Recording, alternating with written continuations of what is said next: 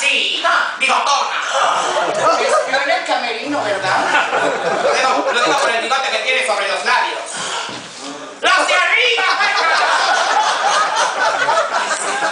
Ya, por favor, necesito terminar. Ay, no sea puerca, aquí no, que no ve que está limpio.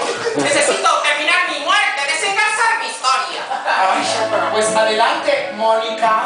Gracias, Chapoy. Les decía, ya muerta, llegué al cielo donde van todas las diosas del cine como yo. Me di cuenta de que todas esas diosas eran unas odiosas, prepotentes, presumidas y mamonas. Yo no soy así.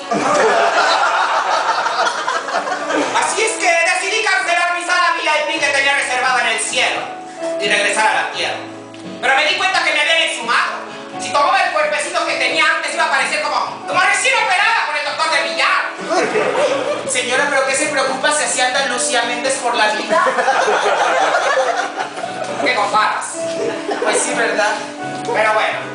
Oigan, ¿por qué no agarra uno de esos cuerpecitos que llegan todos los días